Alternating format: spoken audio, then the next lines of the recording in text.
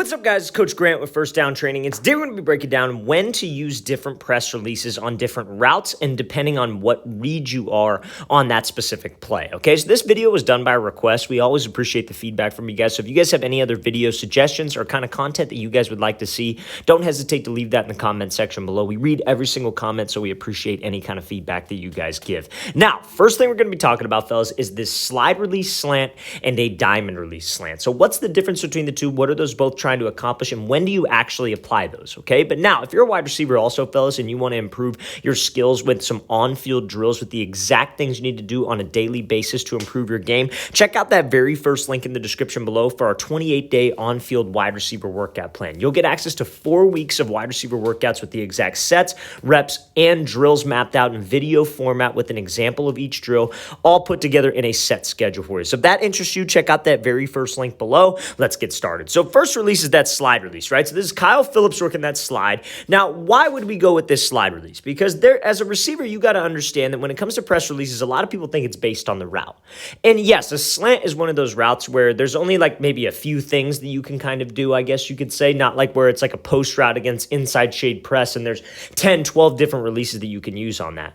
How do you decide what release to do? And it has everything to do with the leverage of the DB, why he's playing a certain way, what his depth is. So his leverage, is he inside, head up, or outside? Is he pressed up? Is he 2 yards off? Is he 4 yards off? However he is. And what kind of play concept is it? So this play, what they're trying to set up is they're trying to set up like a slot fade concept where the slot receiver does this kind of like hesitation and then bursts up to the fade. And then we have this slant coming back underneath. So what we're hoping is it's almost kind of like a pick play, right? Maybe this guy runs into the corner and that opens up the slant, or maybe that corner sits with the slot fade and that opens up the slant here, or maybe simply it's just an easy way to hit that slant. So they're trying to sell that type of concept with this, right? So again, when you have that kind of passing concept as a quarterback, what are you probably going to do? You're probably going to be taking a 3-step drop. So when that quarterback is in 3-step passing footwork, that's when you would want to use some kind of release that's a little bit slower developing, like this slide release, right? So when we come off the line, rather than me coming up here, because it's still a slant route, he still has to run a slant, and he still has to get to the exact same spot. But the timing of the play is different, as if it were, quick game quarterback just catches the snap and throws. I might want to choose a different release, right? So when we come off the line, you see how he slides to the outside. DB's still lined up inside shade. So what does that mean? Does not have any help over here, and he wants to take away the slant.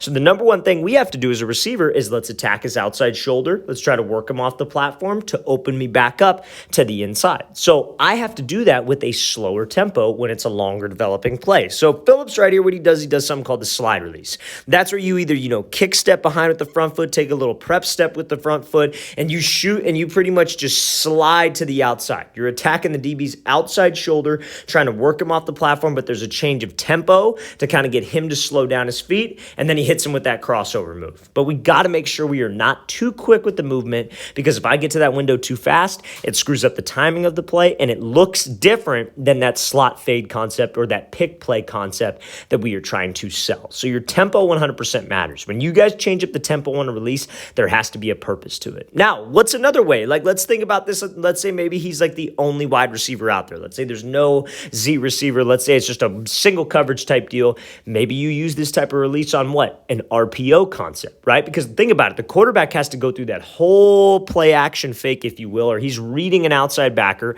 So I don't want to get there too quick, because I could end up covering myself if I get there too quick, because that guy has time to recover. So we got to make sure that we understand timing and we know how to get separation and why we are trying to get separation using that given release. Okay, so that's the first reason. Releases are all based on the timing of the play, leverage of the DB, and us getting to the window when we need to. Let's play this thing again, full speed one more time. Great job by Phillips sliding outside, hitting that crossover, and then getting that separation on the slant. We got to get to the window when the quarterback needs me to get there. I can't just get to the window.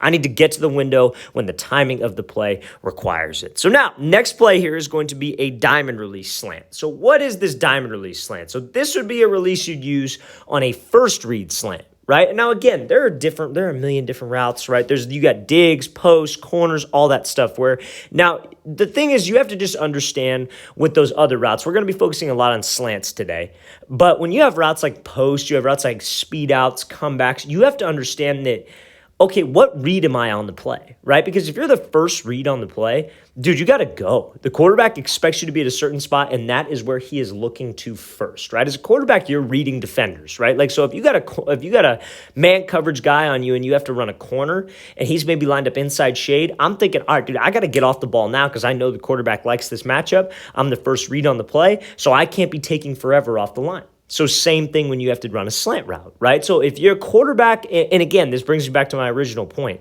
As a receiver, you have to know not everybody's job on the field, but you got to know the quarterback's job on the field, and you have to know the entire play concept, right? So this play, this receiver's still running a slant. It's the exact same route that we discussed with Kyle Phillips a play ago, but the quarterback's footwork is quick game footwork. So what that means is if he's in shotgun, he's just catching the ball, planting his back foot, and then driving this thing.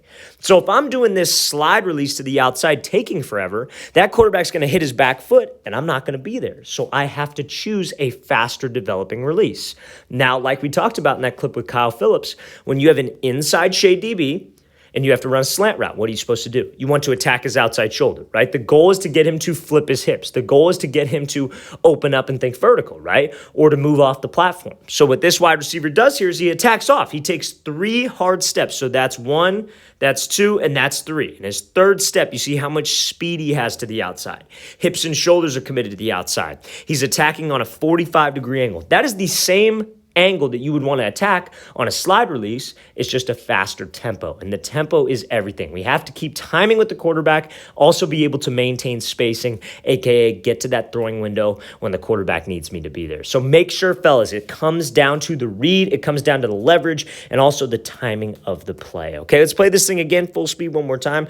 Great job coming off this ball, coming off this thing fast, getting that DB to flip his hips, and then making this catch over the middle. So now we're going to be breaking down this rider from Stephon Diggs. So he's going to be running a 5-yard hitch route, right? So now this is kind of like, a hitch route is one of those tricky ones where the quarterback is probably not going to be throwing a hitch route late, right? So like same idea that we were talking about. Quarterbacks will never be like, okay, I'm going to go from my first read to my second read. Oh, and I'm going to throw this hitch back across the field when he's already standing at 5 yards, and I'm going to come back to that late. Probably not going to do that, right? Same thing with like a 5-yard out, same thing with the 10-yard out, same thing with a corner or a comeback. He's not going to be like, oh, let me throw this outside breaking route late. Let's make that my last read. So anytime that you have an outside breaking route, a route like a hitch route, not necessarily maybe a stop route or a curl route, because you could run that backside, but a hitch route, quick 5-yard out, 10-yard out, all of those are first read routes. You got to understand offenses as a whole. That's why it helps, guys who have experience with quarterback like myself, and then they make the transition to wide receiver. They know that. They know, okay, as from a quarterback perspective, I got to get off the ball fast. I got to go right now. So what Diggs does right here super well is he gets off the ball fast, even when he's facing this kind of catch technique coverage. So when you have a coverage from a DB where he's 2 to 3 yards off, a lot of people already know, hey, we want to close the cushion. We want to get into this DB. We want to make him uncomfortable, try to get him on his heels. But guys always do that slowly. They'll come off and they'll attack. They'll do that, skip release, that footwork release where they cross their feet. And I'm not saying that's bad. And I'm not saying there aren't times for that, because there is. But when you have to run a 5-yard hitch and you got to go, dude, you got to get off the ball fast. So if you're going to close the distance with this DB, you got to do it quickly. So that's what Diggs does. He does something we call foot fire. So he comes off the line, it's fast feet, gives that move, gets the DB to flip his hips, and snaps it off. And you see how early that ball is being thrown. That ball was already out of the quarterback's hands when he was breaking down. We did not see him throw the ball. We did not see that ball leave his hands. So imagine if I'm taking my time coming off the line and I'm a fraction of a second slower. That ball's going to A, shoot by my head, or B, the quarterback's going to move on and go to another read because I'm not ready for the ball. And if he throws it, it's going to be incomplete. So we have to make sure, fellas, let's get off the ball fast and let's go. Let's play this thing again, full speed one more time. Great example here by Diggs using that foot fire release, getting off the ball fast, and snapping this thing off on that first read route. All right, fellas, I really want to thank you for watching. I really appreciate it. If you guys have any questions at all, don't hesitate to leave that in the comment section below. We always appreciate the feedback, and it's always great to hear from you guys. Like we said, we read every comment, so any kind of feedback you guys give us is always much appreciated. And again, fellas, if you want a 4-week-long on-field wide receiver workout plan, all the drills wide receivers need to be doing with sets, reps broken down, and an instructional video, check out that very first link in the description below. I'll see you guys next time.